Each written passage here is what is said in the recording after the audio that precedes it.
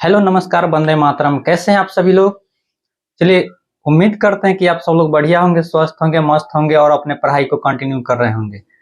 देखिए साथियों, आज हम लोग बिहार शिक्षक बहाली जो होने वाला उसमें जो मैथ पूछेगा उसका आज सेट नंबर प्रैक्टिस नंबर 3 करने वाले हैं। ठीक है, इसका पहला सवाल आपके सामने लिखा हुआ है।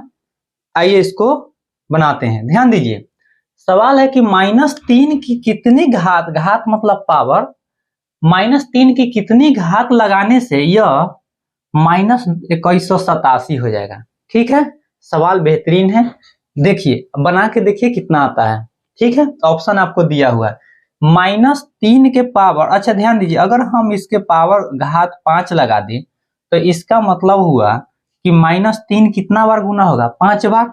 यही ना होगा कि -3 -3 और -3 5 बार है, तो ये माइनस में आएगा। 3 3 9 9 27 81 तिराई 243, यानी ये माइनस में। ये तो नहीं आया, नहीं ना आया, तो ये नहीं होगा। अगला ऑप्शन दूसरा चेक करते हैं। अब देखिए, माइनस में ऑप्शन भी दे रखा है कितना, ये -243। चलिए 7 रखते हैं, तब -3 के पावर अगर 7 रखेंगे तब इसी तरह से करना होगा।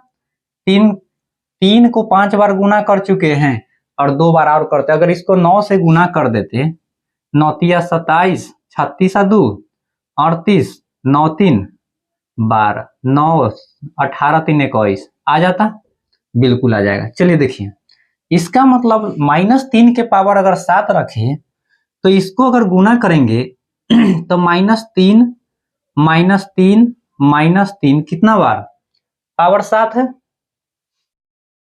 ठीक है ना, ऑप्शन तो लिखा हुआ सर, ठीक है। चलिए एक बार चेक कर लेते हैं।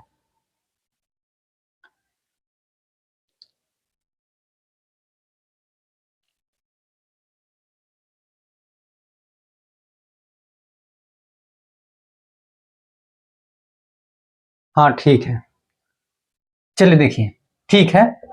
तो यहां से हमको मिला, तो ये माइनस में 243 है गया ना। अब देखिए, अगर इसमें हम माइनस वाले को लेते, अगर यहाँ पे हम पावर -7 कर दे, तो इसका मतलब हुआ कि यह जो लिखे 1/-3 के पावर 7 लिख दिए, यही ना हुआ। ये माइनस जो चिन्ह है इसका मतलब है कि ये बटा में लिखा हुआ है, और फिर ये बटा में कोई भी ऑप्शन तो बटा में है नहीं, नहीं ना है, क्या कि यहाँ पे क्या है, बटा में नहीं है, ये क्या है, सीधा सीधा है, तो ये ऑप्शन भी कट जाएगा, ये वाला ये तो होगा नहीं। अब एक और बच गया, कौन सा, डी नंबर। अगर 5 रखें तो आया नहीं 243, तो एक ही ऑप्शन बच रहा है, कौन सा, बी नंबर। चलिए देखते हैं इसको। 3 के पावर अगर 7 रखें तो क्या होगा कि -3 गुने -3 गुने -3 कितना बार गुना करना होगा, 7 बार। 1 2 3 4 5 6 और 1 7, तो गुना करेंगे, गुना करने के बाद माइनस आएगा, ये 2 मिलके प्लस प्लस प्लस 1 बचेगा, माइनस हो जाएगा ना, माइनस में आएगा। और जब गुना कीजिएगा तो 2187 के बराबर भी आएगा। तो कौन सा मान रखने पर आया, यही बी, ऑप्शन नंबर बी रखने पर आया। ठीक है, सवाल बेहतरीन था। थोड़ा सा इसमें कंसेप्ट यही लगा कि अक्सर -7 वाला आंसर हम लोग लगा देते हैं। देखते हैं कि -7 है अब आंसर में। चलिए सवाल नंबर दूसरा देखिए, सवाल नंबर दूसरा, ये भी बेहतरीन सवाल में से एक है। चलिए देखिए, दिख रहा है ना, चलिए ठीक है, दिख रहा है। इसको जब सोल्व किए तो -243 आया था, 243 था, ऑप्शन नंबर बी हो गया। देखिए P बराबर दिया हुआ है 1000 है और Q बराबर कितना, 0.01 है। ठीक है, कह रहा है कि निम्नलिखित में से कौन सा सबसे बड़ा है, P plus Q, P minus Q, P by Q और P बटा Q। अच्छा एक बात बताइए, P प्लस Q करेंगे, P प्लस Q करेंगे तो इसको जोड़ेंगे तो देखिएगा कि 1000 प्लस 0.01 जोड़ करके जो आएगा वह जो जोड़ के आएगा 1,000,001, यही ना आएगा। लगभग 1000 के आसपास रहेगा, ठीक है। दूसरा चेक करते हैं, क्या है, P माइनस क्यू। तो यह 1000 में से हमको घटाना होगा 0.01, तो ये भी लगभग 1000 के बराबर होगा, अप्रोक्स होगा, मतलब लगभग में 1000 के आसपास, थोड़ा सा घटेगा। चलिए अब सी नंबर, एक बच गया P और Q है। अगर इसको गुना करेंगे तो 1000 को गुना करना होगा 0.01 से, तो ये दशमलव हटेगा तो 2 जीरो इसमें से कटेगा, तो यहाँ कितना बच जाएगा, 10 आ जाएगा। जब PQ किए तो 10। अब एक ही चीज बचा हुआ है, ऑप्शन नंबर डी में क्या है, P/Q है, तब P का मान 1000 और Q का मान 0.01 रख दे। ध्यान दीजिए, अगर ये दशमलव हटाएंगे तो ऊपर 2 जीरो और जाएगा, तो कितना बन गया 10,000, इकाई दहाई सैकड़ा हजार, 10,000, 1 लाख आ गया, 1 लाख आ गया। देखिए इसका मतलब इसमें सबसे बड़ा अगर मान निकालना है तो किस पे आएगा, P/Q पे आएगा, मतलब भाग देने पर। लेकिन अक्सर हम लोग देखते हैं कि गुना करने पर ज्यादा आता है, लेकिन यहाँ पे देखिए क्या हो गया, ऑप्शन नंबर डी होगा। चलिए आगे बढ़ते हैं, समझ गए ना, यहाँ पे ये तीनों नहीं होगा, ऑप्शन नंबर डी होगा, सबसे बड़ा मान यहीं से मिलेगा हमको, ये दोनों को जब भाग करेंगे तब। चलिए आगे बढ़ते हैं।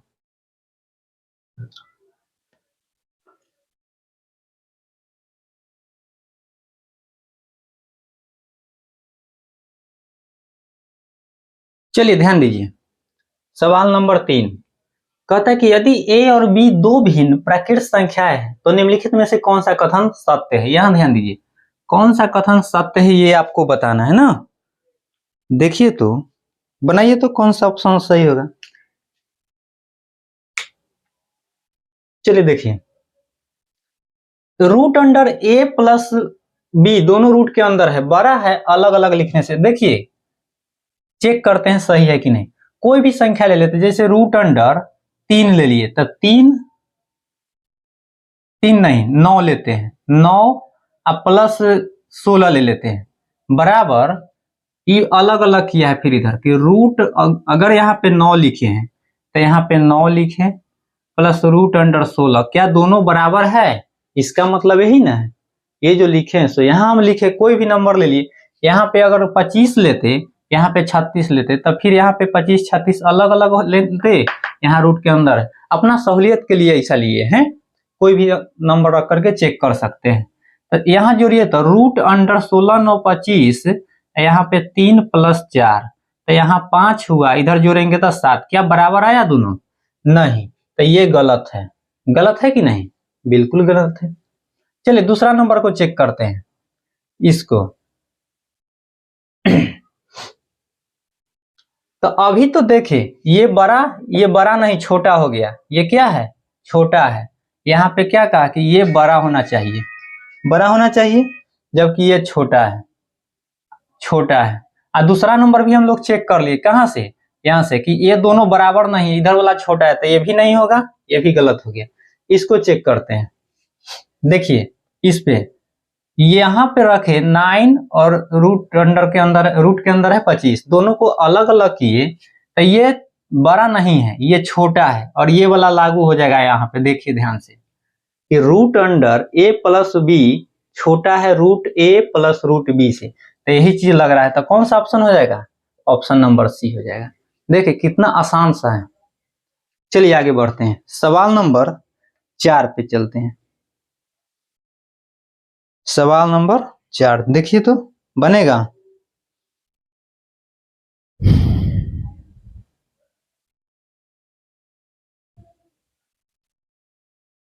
सवाल नंबर 4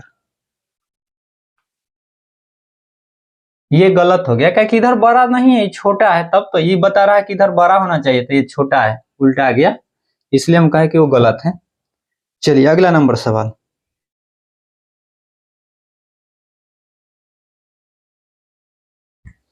चलिए देखिए सवाल नंबर 4 को देखिए, कहता है कि निम्नलिखित में से कौन सा कथन सत्य है।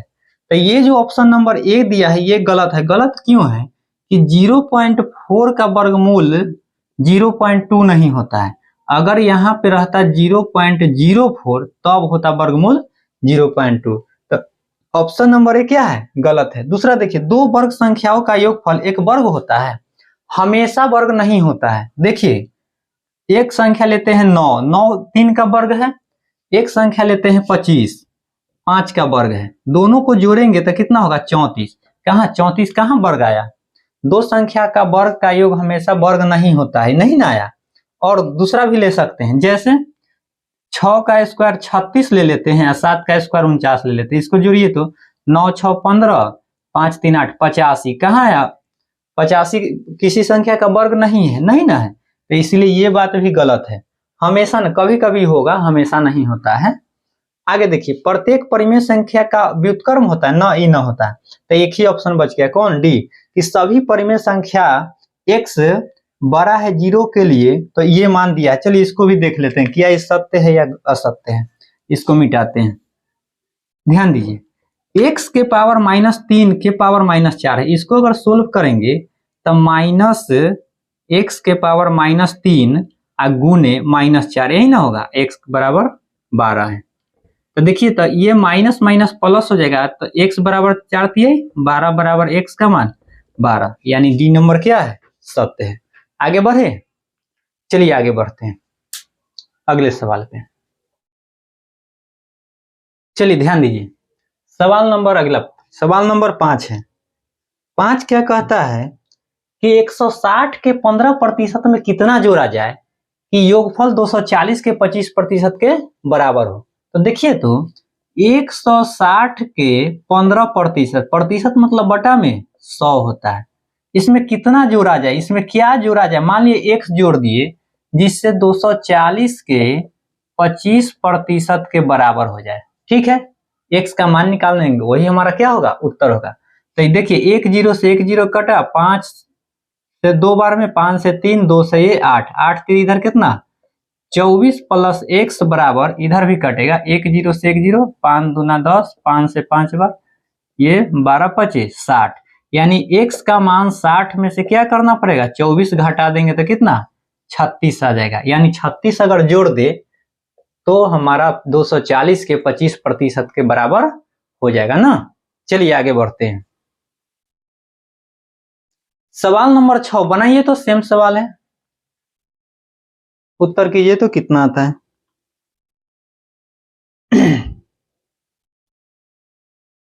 इसको दूसरा तरीका भी लगा सकते हैं आसान, कि 100, देखिए इधर कोई बड़ी बात थोड़ी ना है। 160 के 15% कितना होता है, तो 160 के, ध्यान दीजिए 160 के अगर हम निकाले 10% 16, 160 के निकाले 5% तो 8, यानी 24 होता है। एक बार निकाले 10% और एक बार निकाले 5%, हो गया 15%, 24। तो 240 के 25%, 5 से 2 से ये कटा 12, 60। तो देखिए 24 और ये कितना है, 60 है। इसमें कितना जोड़ दे कि 60 के बराबर हो जाए, तो इसमें जोड़ना होगा 36, हो जाएगा कि नहीं। ऐसे भी बना सकते हैं, ऐसे ये भी ठीक है, कोई ज्यादा टाइम नहीं लगेगा। चलिए सवाल नंबर 6, किसी संख्या का 17% कम करने पर 498 प्राप्त होता है। किसी संख्या का 17% कम करने पर, तो देखिए x मान के भी बनेगा, लेकिन कोई भी संख्या अपने आप में कितना परसेंट होता है, 100% होता है। तो कोई भी संख्या अपने आप में 100% होता है, 100% होता है, उसमें से 17 कम करने पर ये मिलता है। तो 100 यानी 100 में से 100% में से 17% घटाने पर कितना मिलता है, 498, यानी 83% का मान है 498। तो 1% का मान 498 बटा 83, 3 छक 18 और 8 छक 48 और 3 49, ये कट जाएगा 6 बार में। एक का मान आ गया कितना 6, तो कह रहा है संख्या बताइए। तो 100% का मान कितना होगा, तो 100 में 6 से गुना करना होगा, 600 होगा। कौन सा ऑप्शन है, option number D, option number D होगा। सीधी सीधी बात है कि 17% किसी संख्या में से 17% कम करते हैं, यानी संख्या अगर 100% में से जब 17 घटा देते हैं तो कितना प्राप्त होता है, 498 मिलता है, ठीक है। तो 100 में से 17 घटाए 498 के बराबर की 83%, 83% का मान 498, तो 1% का मान 1 ना निकाल के डायरेक्ट 100 भी निकाल सकते थे, है ना, 100 भी निकाल सकते थे, क्या हो गया, कोई बात नहीं। या आप चाहते हैं कि ऐसे नहीं बना के, तो किसी संख्या का, मान लेते संख्या अगर x है, इसका 17% कम करते, तो फिर क्या करना पड़ता कि x का संख्या का 17% कम करने पर, तो x में से हमको फिर x का 17% घटाना पड़ता तब 498 के बराबर करना पड़ता ना। तो 100 यहाँ 100x में से 17x घट जाता, 83x बटा 100 बराबर 498, ये से कट जाता 6 बार में, x बराबर कितना 600 आ जाता है, ठीक ना। चलिए आगे बढ़ते हैं, ठीक है, बढ़ा जाए।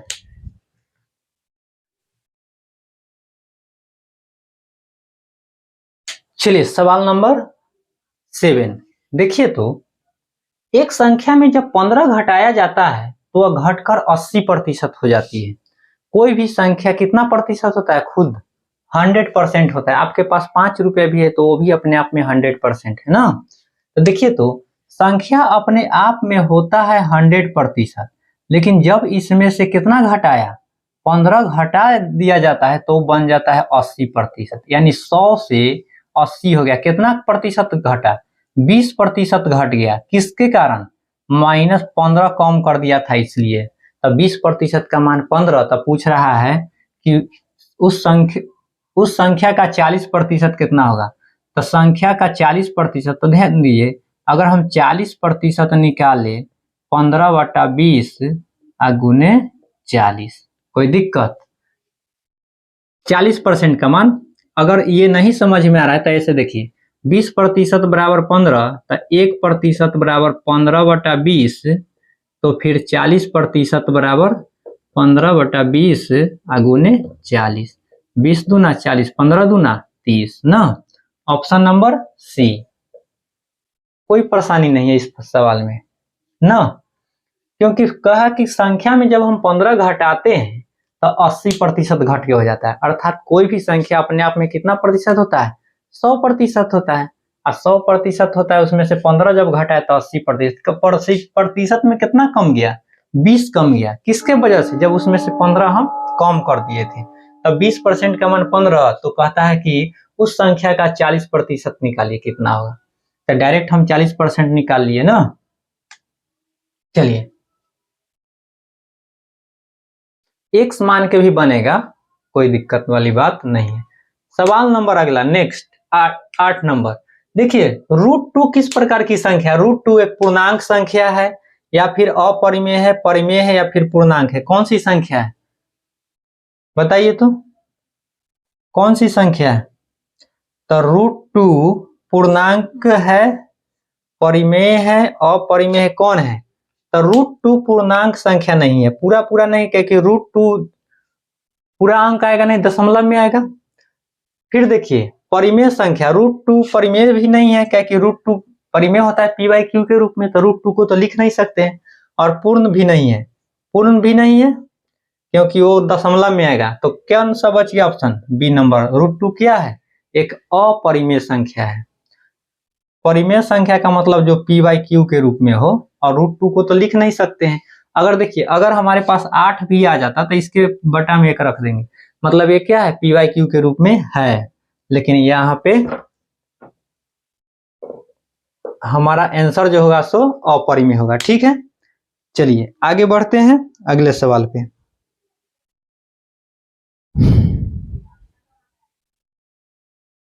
√2 था, अगर √3 होता, यहाँ देखिए √3, तब भी कहते कि क्या है, अपरिमेय है। लेकिन √9 आता तो ये 3 है, 3/1, ये कौन सा, एक नीचे छिपा हुआ रहता है, लगा सकते हैं।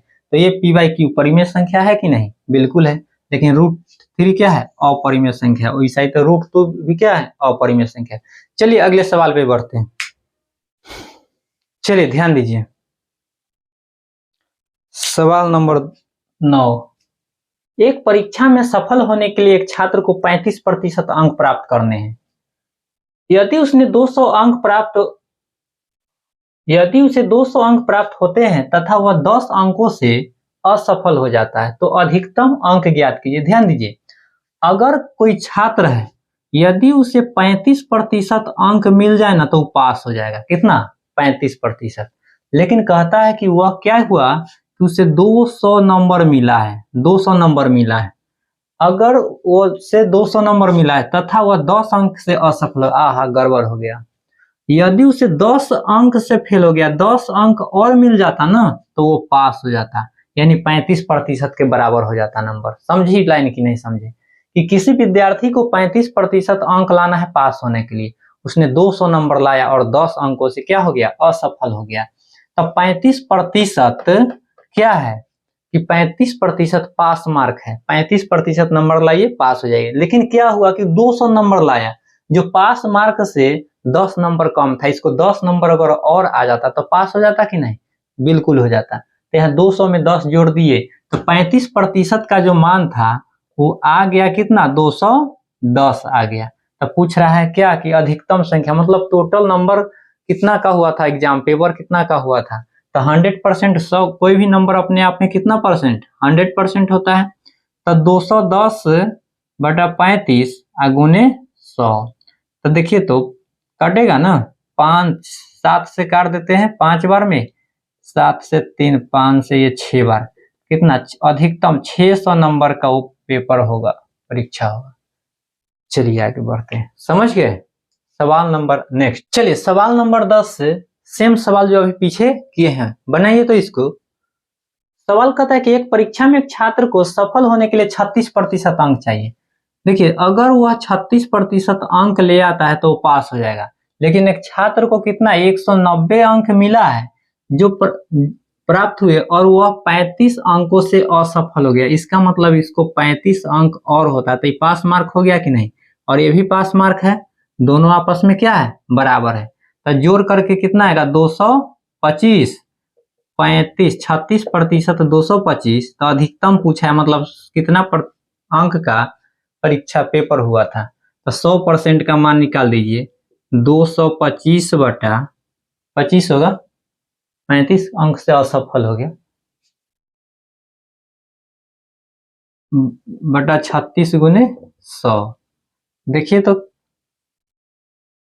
कितना आएगा? कट नहीं रहा है ना?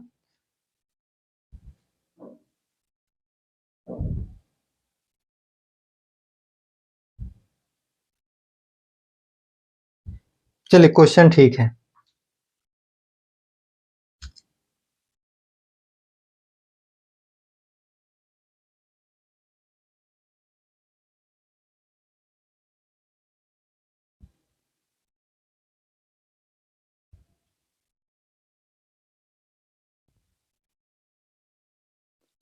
चलिए देखिए, काट दीजिए, 4 से कटेगा नहीं, 9 चौक 36 और ये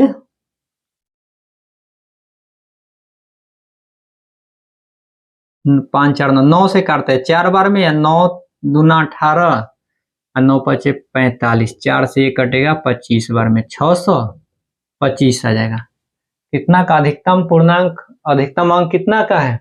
625 का है। चलिए सवाल नंबर नेक्स्ट, अगला सवाल पे चलते हैं।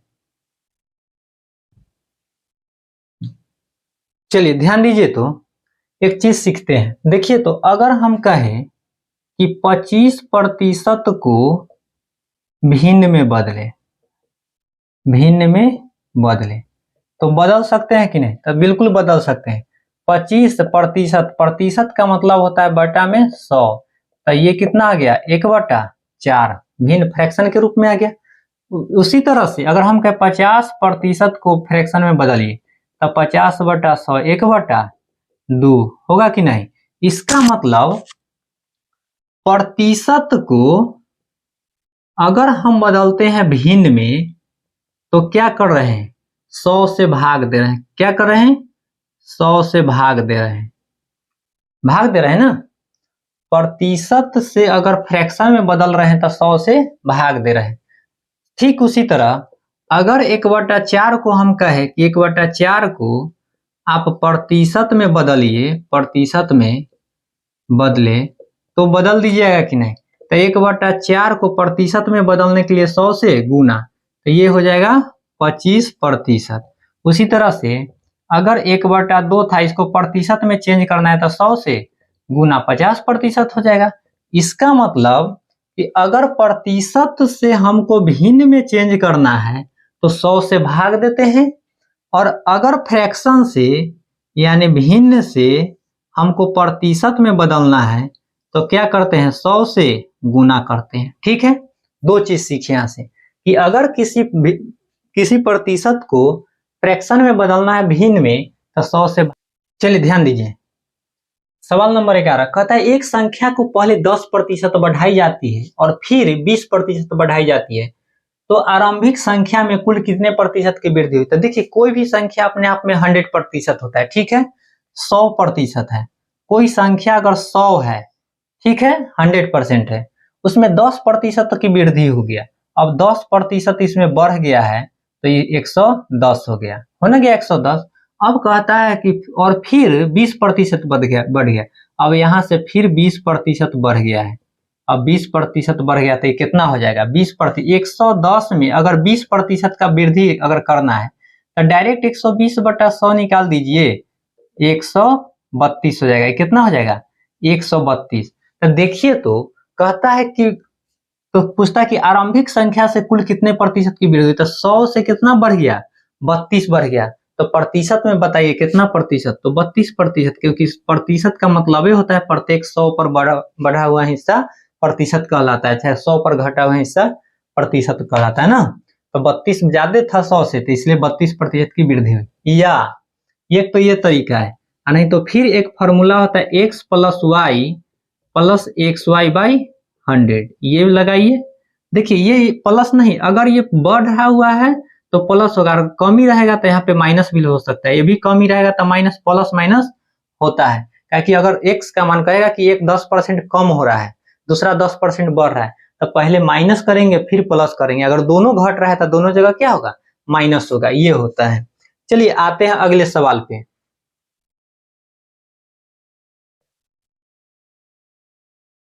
बारह नंबर सवाल है।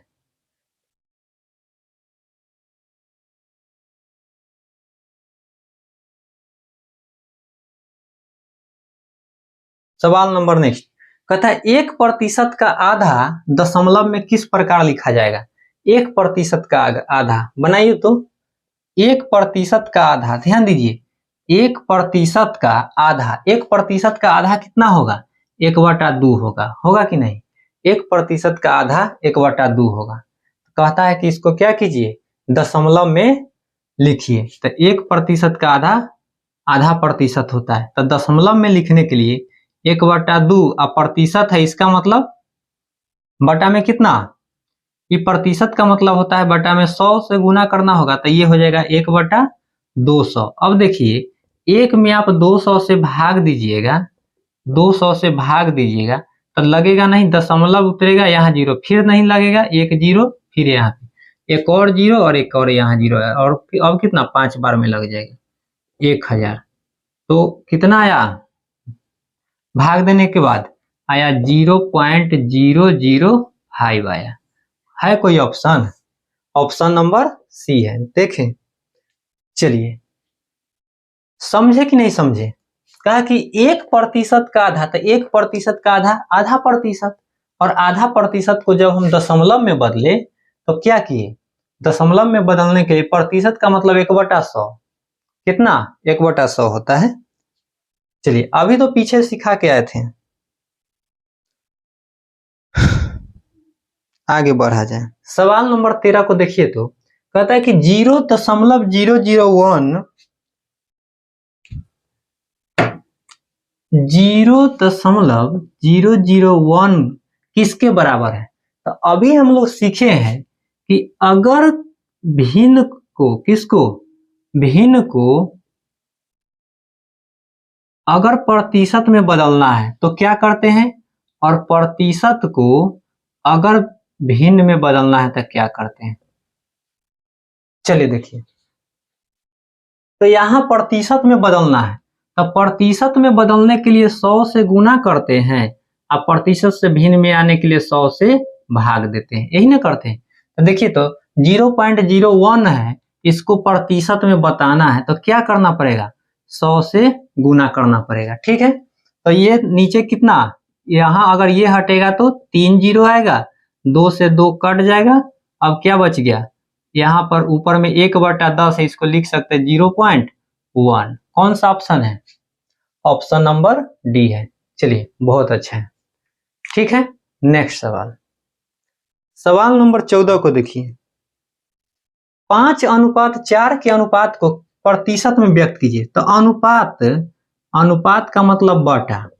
अब इसको प्रतिशत में बदलने के लिए 100 से गुना करना पड़ेगा। ठीक है, तो 4 से कट जाएगा 25 बार में, 25 पचे 125%। कौन सा ऑप्शन है, देख लीजिए कितना आसान सवाल है, 125%, ऑप्शन नंबर ए।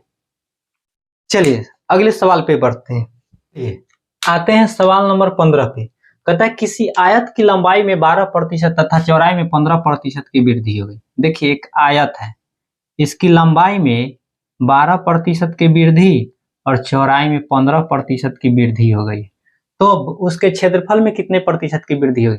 तो पीछे वाले वीडियो में ऐसा एक सवाल बताए हुए हैं कि अगर यह आयत, पहले देखिए यह एक आयत था, इसका लंबाई भी अपने आप में 100% और चौड़ाई भी 100% था ना, और एरिया जो होता है वह आयत का लंबाई गुने चौड़ाई होता है, एलबी होता है। अब इसका अगर क्षेत्रफल निकाले तो 12 गुने 15, इसका होता है 100 गुने 100, 10,000। इसको गुना करके देख लेते कितना बढ़ रहा है। या एक और तरीका होता है, देखिए एक तो सीधा सीधा निकाल सकते हैं कि पहले वाले आयत का क्षेत्रफल लंबाई गुने चौड़ाई मतलब इतना होता है 10,000, और इसका क्षेत्रफल होता है, ये एरिया है पहले वाले का, ये नया अब जब बढ़ गया है तब एरिया कितना हो जाएगा, 12 गुने 15, तब 15 कितना हो जाएगा, 15 बढ़ा है ना तो 112 हो जाएगा, और ये हो जाएगा 115। तो ये गुना करके देख लेते, घटा के जितना बढ़ रहा है कह देते कितना वृद्धि हुआ है, प्रतिशत में निकालना था। लेकिन इससे भी आसान तरीका देखिए क्या करना है। अभी हम लोग पढ़े हैं एक x प्लस वाई, जब 2% दिया हुआ है तो पढ़े कि x plus Y plus XY/100, यही ना पढ़े हैं। देखिए तो एक 12% बढ़ रहा है, दूसरा 15% बढ़ रहा है, तब 12 प्लस 15 प्लस 12 गुने 15/100, कटने वाला है उसको काट देते हैं, 15 और 12 27, प्लस 5 तिहाई 15, 5 से 20, 4 पचे 20, 4 तिहाई 12, यानी 9/5। तो ये हो जाएगा 27 प्लस 1.8 यानी 28.8। ऑप्शन क्या है, पूर्णांक में 28 पूर्णांक, ये हो गया 28.8 है, तो 28 4/5 होगा। दशमलव हटाते 0.8 है ना, तो ये 10 4/5। हाँ ठीक है, तो इतना प्रतिशत का क्या होता, वृद्धि हो जाता। ऑप्शन नंबर बी, हमारा बी आंसर आता। चलिए ठीक है, ये तरीका भी बेहतरीन है, कोई इसमें दिक्कत नहीं है। सवाल नंबर 16, एक वर्ग की भुजा को 25% बढ़ाया गया तो उसके क्षेत्रफल में प्रतिशत वृद्धि। देखिए वर्ग में, वर्ग का प्रत्येक भुजा आपस में क्या होता है, बराबर होता है। एक भुजा बढ़ाएंगे तो सब वर्ग तो तब कहलाएगा जब सब भुजा बराबर होगा, और सब भुजा बराबर होगा, एगो के 25% बढ़ाए तो ऑटोमेटिक सब क्या होगा, बढ़ जाएगा। इसका मतलब x का मान भी 25 और y का मान भी क्या है, 25 है। तब फिर लगाते हैं x plus Y plus XY/100, बढ़ रहा है, वृद्धि क्या है, बढ़ रहा है, तो क्या करना होगा, प्लस होगा। यहाँ पे भी 25 प्लस 25 प्लस 25 गुने 25/100, 25 चौका 100। क्या इसको काहे इसे करें, नहीं काटते हैं। देखिए 25 और नीचे 100 रहने दीजिए, ये हो जाएगा 50 प्लस 25 के स्क्वायर 600, 25/100, 2 अंक बाद दशमलव बैठा देते हैं, तो ये हो जाता है 56.25%। Option 56.25%, option number D. चलिए आगे बढ़ते हैं। चलिए देखिए तो सवाल नंबर 17 कहता है कि यदि वर्ग की प्रत्येक भुजा 10 सेंटीमीटर बढ़ा दिया जाए तो उसके क्षेत्रफल में कितने प्रतिशत की वृद्धि होगी, ज्ञात करना है ना। देखिए वर्ग का प्रत्येक भुजा बराबर होता है, अभी पिछले सवाल बनाए सेम वही सवाल है। तो 10 + 10 और +10 गुने 10/100 लगा दिए, 2 जीरो से 2 जीरो कट गया, यहाँ 20 + 1 कितना 21% होगा, सब 21%, आंसर कितना 21%, ऑप्शन नंबर बी होगा। ठीक है, चलिए सवाल नंबर नेक्स्ट, किसी वृत्त की त्रिज्या, देखिए त्रिज्या को बढ़ाया जा रहा है, और देखिए वृत्त की त्रिज्या जो होता है और क्या वृत्त के क्षेत्रफल जो होता है, क्षेत्रफल वह πr², यानी ये पाई जो है पाई इस पर निर्भर नहीं करता है, तो कांस्टेंट होता है। अगर रेडियस बढ़ेगा तो हमारा क्षेत्रफल भी क्या होगा, बढ़ेगा। जैसे देखिए ये एक वृत्त है, यह इसका त्रिज्या है, अगर ये त्रिज्या जितना इतना बड़ा होगा तो वृत्त भी इतना बड़ा हो जाएगा, ये और बढ़ेगा तो ऐसे बड़ा होते जाएगा ना, यानी अगर त्रिज्या बढ़ेगा तब वृत्त का क्षेत्रफल भी क्या होगा, बढ़ेगा। तब देखिए करना क्या है, सेम सवाल है जो ऊपर बनाए हैं, कितने प्रतिशत की वृद्धि हो रही है, 1% की वृद्धि हो रही है। चलिए ध्यान दीजिए, अब करना क्या है कि हमको क्षेत्रफल में कितने प्रतिशत की वृद्धि हो देखना है। तो 1% बढ़ रहा था, 1 + 1 + 1 गुने 1 बटा कितना 100, देखिए तो 2 + 1/100, इसका मतलब 2 प्लस यहाँ से 0.01 होगा, जोड़ दीजिएगा तब 2.01, इतना प्रतिशत का क्या होगा, वृद्धि हो जाएगा। कौन सा ऑप्शन, ऑप्शन नंबर डी हो जाएगा। ठीक है, ठीक ना। चलिए आज यहीं तक रखते हैं, फिर अगले वीडियो में देखेंगे बाद में। ध्यान दीजिए, अगर आप चैनल पे नए हैं तो चैनल, अगर वीडियो पसंद आ रहा हो तो वीडियो को लाइक कीजिए और चैनल को सब्सक्राइब कीजिए। फिर मिलेंगे नेक्स्ट वीडियो में। जय हिंद।